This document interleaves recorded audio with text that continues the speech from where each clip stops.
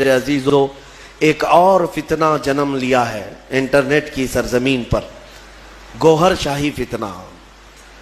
گوہر شاہی، لوگ اس کو دیکھ کر کے اس کی تعلیمات سے متاثر ہو جاتے ہیں۔ تصوف کی بڑی بڑی باتیں کرتا ہے ایک شخص اور لوگوں کو گمراہ کرتا ہے، کبھی نفس کی باتیں، کبھی نماز کی باتیں، کبھی معرفت کی، کبھی طریقت کی۔ بھولے بھالے مسلمان یہ سمجھتے ہیں کہ اس سے زیادہ علم کس کے پاس ہے؟ اے میرے عزیزو، اس سے بھی زیادہ تعجب کی چیزیں تمہارے پاس آتی رہیں گی۔ حضور پاک نے بہت پہلے ہی بشارت دی ہے کہ ایسی جماعتیں آئیں گی، تمہیں پتہ نہیں ان کے چھپے ہوئے عقیدے۔ یہ گوہر شاہی فتنہ کیا ہے؟ یہ اپنے ایک پیر کو مانتے ہیں جس کو یہ کہتے ہیں کہ وہ رب الارباب ہے، معاذ اللہ، یعنی تمام خداؤں کو بھی پالنے والا ہے۔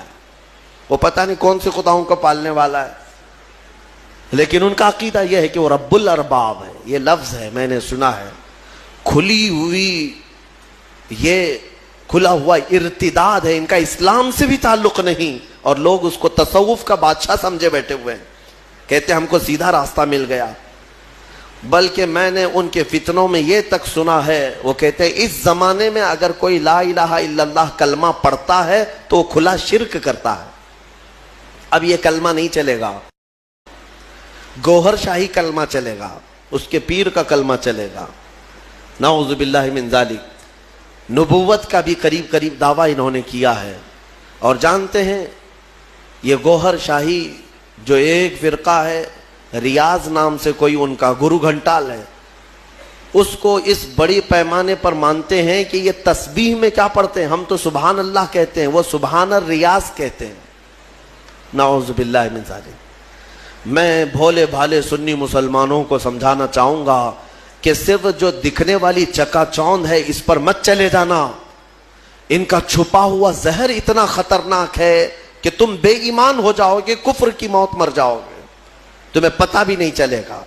ہو سکتا ہے 90 باتیں ان کی اچھی لگتی ہوں، تصوف کی، طریقت کی، معرفت کی، لوگوں کو کا دل موہ لیتی ہیں باتیں، انسان کے اندر کی حقیقت بتا رہا ہے، انسان کے عروج و ارتقاء کی منزلیں بتا رہا ہے، انسان کے برزخی زندگی بتا رہا ہے، تو لوگوں کو نیا پن اچھا لگتا ہے، اٹریکٹ ہوتے ادھر چلے جاتے ہیں، لیکن تمہیں پتہ نہیں اس اٹریکشن میں آپ کب کے دین کھو بیٹھتے ہو، ایمان چلا جاتا ہے۔